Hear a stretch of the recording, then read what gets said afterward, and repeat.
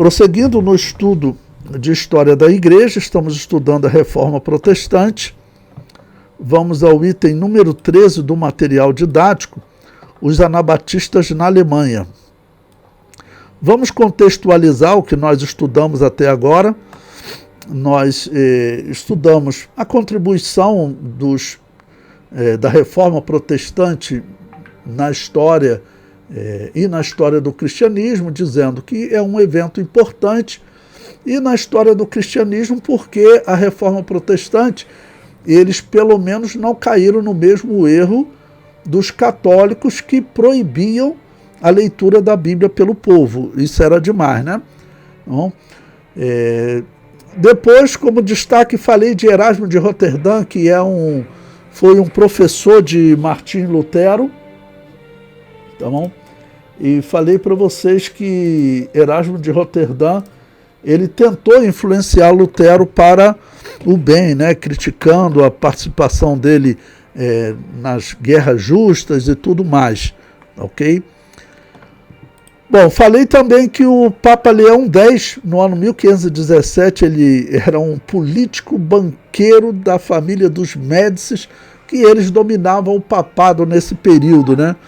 Ele assumiu o trono de Pedro, entre aspas, em 1517. E ainda em 1517, falei para vocês de Lutero e dei destaque que Lutero ele continuou acreditando em purgatório e fazendo invocação ao mundo dos mortos, né? O que mostra que ele era 100% ligado à religião de Baal, ok? Bom, no penúltimo tópico da semana passada, eu falei para vocês de Erasmo de Roterdã e os anabatistas, porque ele recebeu uma carta em 1519 de um amigo dele, comentando que haviam igrejas que não batizavam recém-nascidos, que eles chamavam de anabatistas, bem antes de Lutero, e fala de algumas regiões onde eles estavam há pelo menos 100 anos. Isso para derrubar aquela, chamar de mentira, que diz que os anabatistas nasceram na Reforma. Não. Igrejas que não batizam recém-nascidos sempre existiram na história. E igreja que só batiza adulto, ela não pode ter como origem igreja que batizava recém-nascido, tá bom? Senão o batismo de adulto seria inválido, tá bom? No último tópico da semana passada falamos da Reforma Protestante na Suíça, como Zwinglio deu início a essa reforma e como lá na Suíça foi uma reforma muito violenta, né? Os protestantes matavam os padres e foi uma ação política, assim como vai acontecer na Alemanha, na Inglaterra, aqueles países que adotam a reforma protestante, eles tomam todos os bens da Igreja Católica. Foi assim, um roubo milenar, assim pode ser descrito, né? Ok? Pois bem, e assim chegamos agora no item 13, os anabatistas na Alemanha no ano 1520. Vocês viram como destaque, olha, 1520 Lutero ainda nem saiu da Igreja Católica.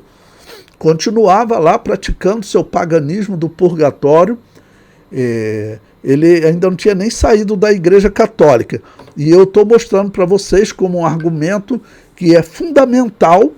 Esse ponto que nós estamos estudando é um ponto fundamental para vocês poderem entender a verdadeira história da Igreja.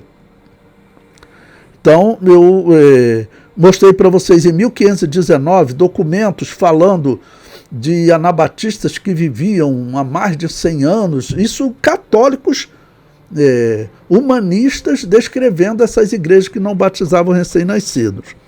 Agora, em 1520, o comentário diz: a partir desse momento da história, é comum os anabatistas serem chamados de batistas, até por reivindicação dos mesmos.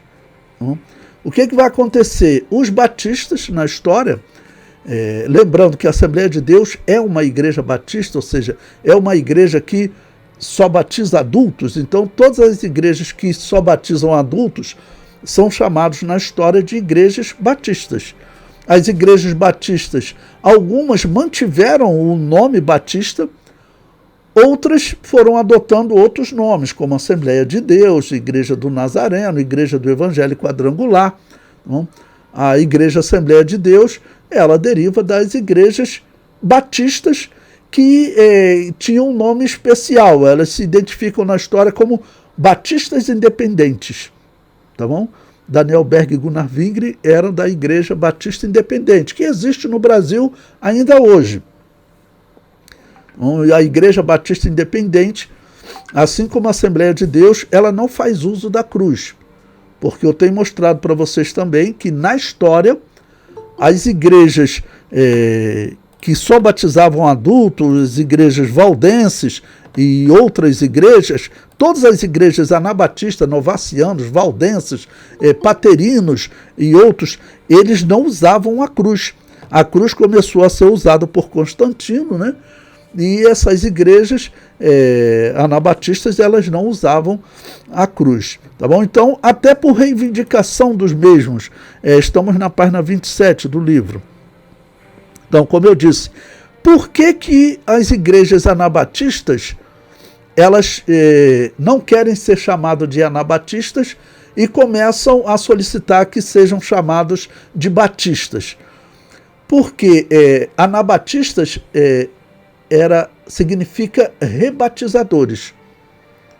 E batista significa batizadores, ou batizador.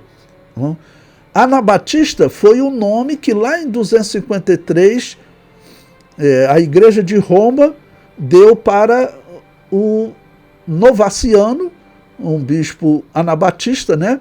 Ele foi o primeiro a ser chamado assim, por ele dar início ao rebatismo dos membros que ele recebia da Igreja de Roma.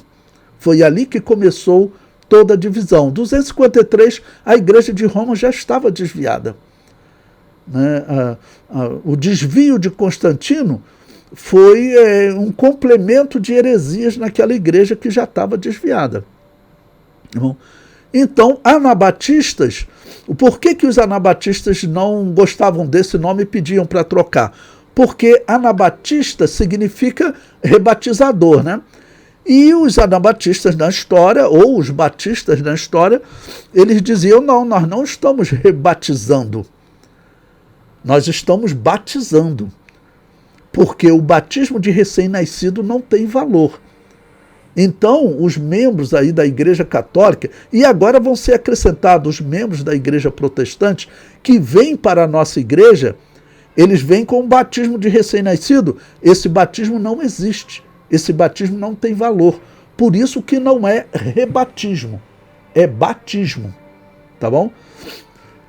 Bom, eu escolhi na história uma forma de identificar essas igrejas como rebatizadoras. Tá bom? É o nome mais comum encontrado. Porque lá em 253, Novaciano, o bispo que se separou da Igreja de Roma, por esta Igreja de Roma ter apostatado e sacrificado, então Novaciano se separou deles e ele batizava os membros que ele recebia da Igreja de Roma, dizendo, aquela é a igreja apóstata. Aí a Igreja de Roma, no bispo Estevão, começou a chamar ele de rebatizador, anabatista. Na visão de Estevão, era uma definição crítica, tá bom? Porque rebatizar seria errado, já que o apóstolo Paulo fala, um só batismo, tá ok? Então, literalmente, o nome batista seria mais adequado. Mas eu tenho dito para vocês também que o nome mais adequado na história, além de Igreja de Deus, né? Mas o nome mais adequado na história seria Igreja Peregrina, porque eu tenho mostrado para vocês que a igreja cristã, a verdadeira igreja, ela estava fora da Igreja Católica. Ela existia aos milhares pela Europa, normalmente sendo chamados de valdenses, nesse período, mas por outros nomes também, muitos outros nomes. Por exemplo, na Alemanha, eles eram chamados de gazares, porque gazares significa batizadores, tá ok? Eram chamados de gazares, que é um sinônimo de batista, de rebatizador em alemão. Então eu tenho dito que o melhor termo para defini-lo seria igreja peregrina, já que eles não podiam construir templos, ok? Não podiam se reunir livremente, porque a Inquisição Católica foi criada para matá-los.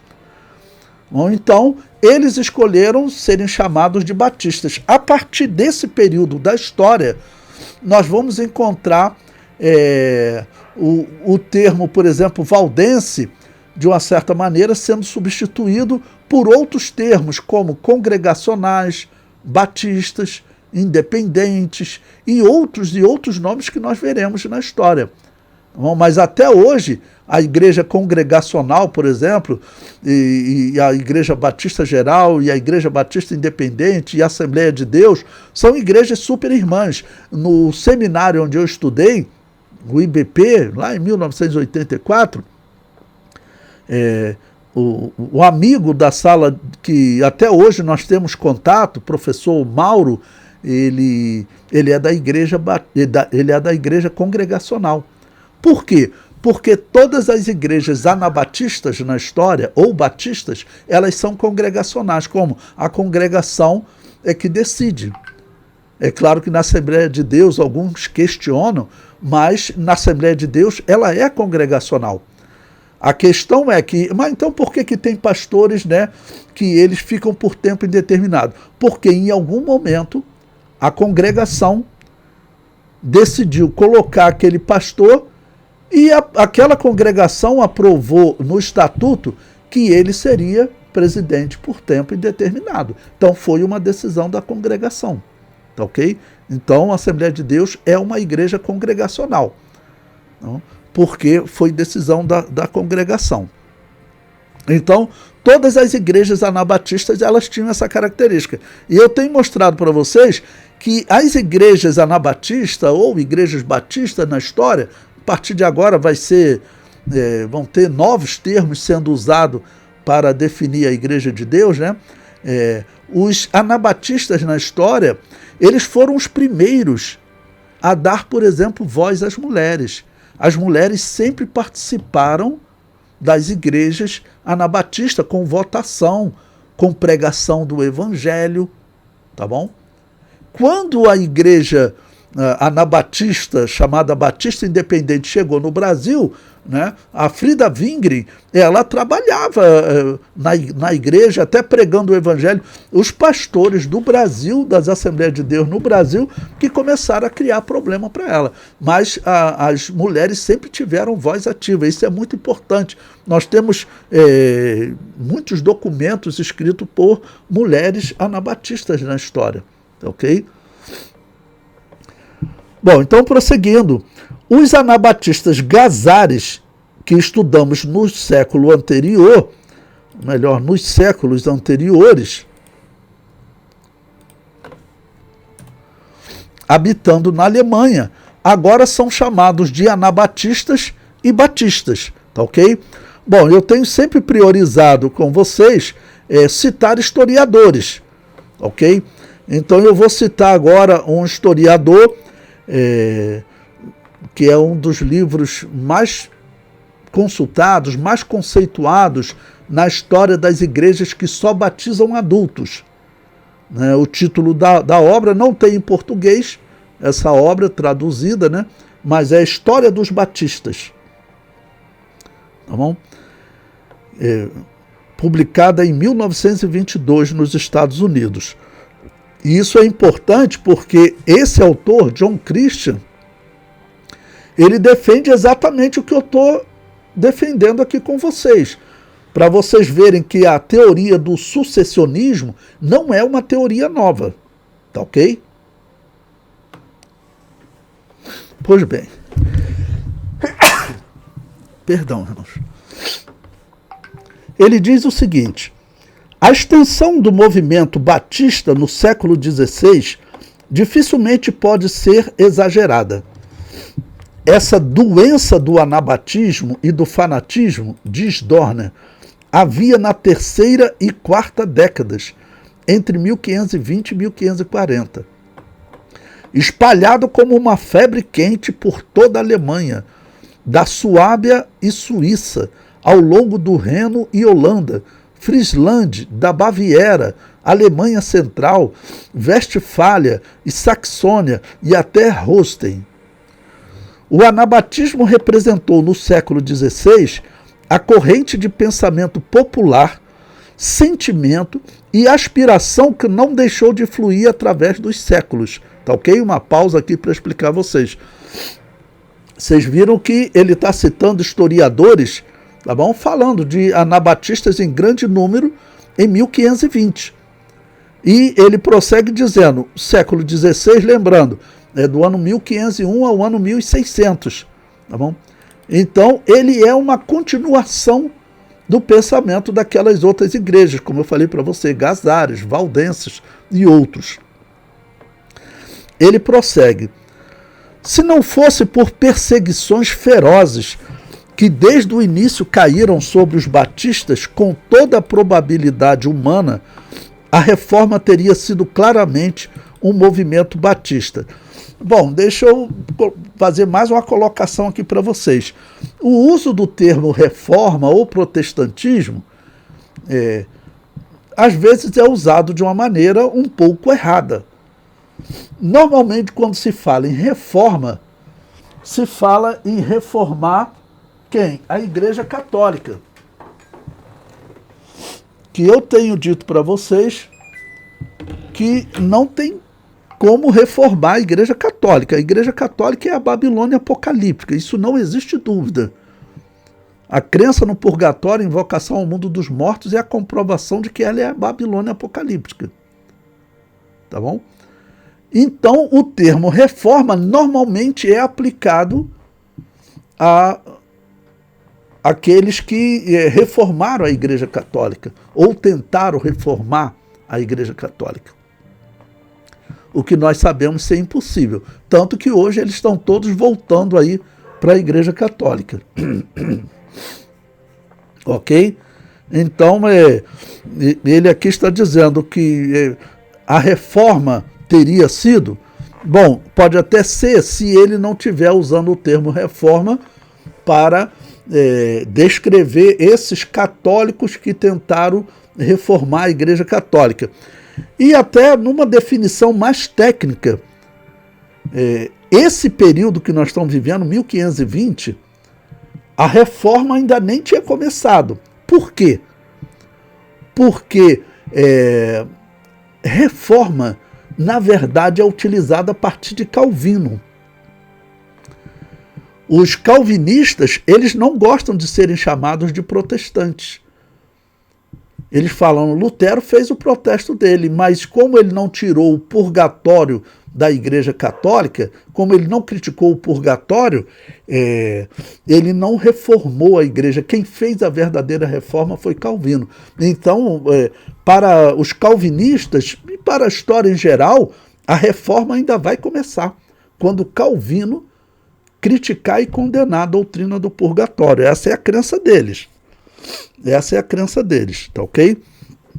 Então, apenas como uma definição técnica do termo reforma. Pois bem, prosseguindo na leitura, nós estamos agora na página 27, o comentário diz: neste caso, o caráter da reforma teria sido muito mais completo e espiritual, e a batalha pela liberdade humana não teria sido adiada por séculos. Por que ele está falando isso? Porque os anabatistas, ou batistas, você viu que ele está usando aqui o termo anabatista e batista. O mesmo historiador usou os dois termos. Os anabatistas ou batistas, eles foram os primeiros a defender a liberdade de expressão. Eles foram os primeiros a criticar a teoria da guerra justa.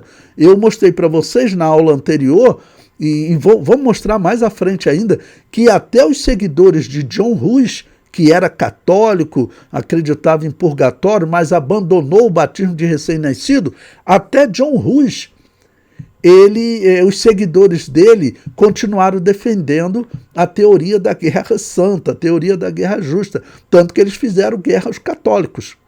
Tá ok? Os primeiros a realmente dizer que cristão não pega em armas nem para se defender, os primeiros que iam para o lugar de morte pregando o evangelho para os seus assassinos foram, de fato, os anabatistas, tá ok? Foram, de fato, ou como você queira, os batistas, tá bom?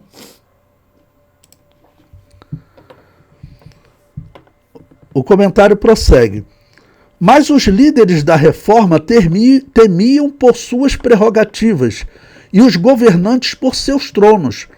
E essas duas forças se combinaram para derrotar qualquer demonstração de liberdade humana. Observe, irmãos, isso aqui que esse historiador falou, para vocês verem, por isso que eu gosto de colocar o historiador, para ninguém dizer que é a minha interpretação. Não, essa daí é a interpretação do professor Levi, não. Eu estou mostrando historiadores, e são muitos na história, não? Que eles falam o seguinte, o protestantismo ele seguiu a mesma violência dos católicos. Pior, eu vou mostrar para vocês que a violência dos protestantes era pior que os católicos. A Inquisição protestante era pior do que a dos católicos. Isso é uma vergonha. Porque os apologistas católicos, eles falam o seguinte, olha, nós reconhecemos que nós organizamos a Inquisição e matamos. Só não falam que matavam anabatista, né? Mas reconhece que matava. Aí eles falam assim, mas nós queremos dizer uma coisa. A nossa Inquisição, ela tinha regra. Quando nós capturávamos alguém, nós torturávamos ele no máximo por 1 hora. Depois nós jogávamos numa cela e no dia seguinte mais 1 hora de tortura. Mas, o apologista católico falando, a tortura protestante não tinha regra. Podia durar um dia inteiro. Podia durar 3 dias inteiros. E é verdade. Tá bom? E não é só na tortura, não. Eu vou mostrar para vocês que a doutrina protestante reformada, quando chega em Calvino, ela é a pior da história. Então, tanto em termos de tortura como de doutrina, os protestantes são os piores da história. Tá bom? E eu resumo, por que os piores da história? Vou citar um tópico. Nós estamos no ano 1520, em 1529 vai ser assinada a Confissão de Fé Luterana, protestante, chamada Confissão de Fé de Augsburgo. Quando você lê essa confissão, os luteranos, eles seguiram, vou dizer, o esquema de Agostinho de Hipona. Agostinho de Hipona, ele dizia que o homem dobrar o joelho diante de Deus, ele era predestinado para isso, tá bom? Agora, o homem dobrar os joelhos diante de uma estátua para adorar o demônio, não era predestinado por Deus, era a escolha do homem. O homem tinha livre-arbítrio para... e aí essa era uma decisão do livre-arbítrio dele. Lutero repetiu isso. Mas quando chega em Calvino, Calvino diz que o homem dobrar o joelho diante de Deus, ele fez isso porque ele foi predestinado por Deus. E dobrar o joelho diante do demônio, ele fez isso porque ele foi predestinado por Deus. Por isso é que eu defino Calvino e calvinismo, sem sombra de dúvida, como o satanismo dos satanismos. Tá bom? Ele defendeu coisa que ninguém teve coragem de defender na história. Tá bom? Eu não faço normalmente como aqueles pregadores que gostam, às vezes, de ilustrar, o demônio está lá no inferno, mas se fosse criar uma ilustração dessa, eu diria que se tem uma pessoa na história que o demônio recebeu no inferno batendo palma, seria Calvino. Porque foi ele que defendeu que, inclusive, o demônio pecou e se tornou, o querubim ungido, segundo Calvino, O querubim ungido pecou e se tornou o demônio porque Deus predestinou ele a isso. Nós vamos estudar a confissão de fé de Westminster, que é a confissão de fé calvinista, onde ele prega isso. Então, assim, os protestantes são os piores dos piores e Calvino é a coisa muito ruim, para vocês verem como é perigosa essa aproximação que as igrejas cristãs estão tendo com o calvinismo.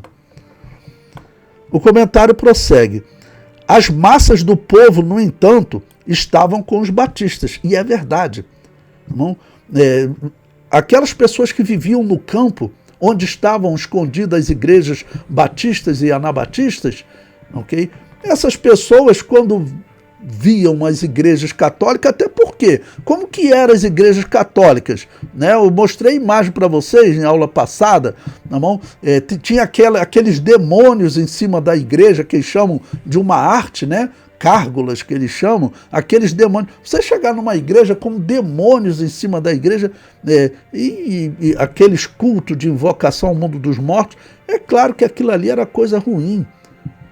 E não permitir que o povo participe do símbolo do sangue de Jesus. Então, no campo, ou seja, por isso ele está chamando, a grande massa, eles estavam nas igrejas evangélicas, nas igrejas anabatistas. Tá bom? O comentário prossegue, final da página 27.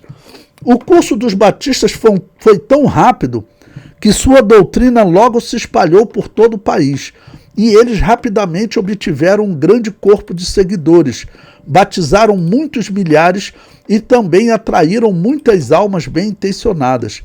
Eles foram jogados na prisão, torturados com espada de marca, fogo, água, né? Espada de marca, né? Vamos dizer, era coisa que normalmente eles usavam até com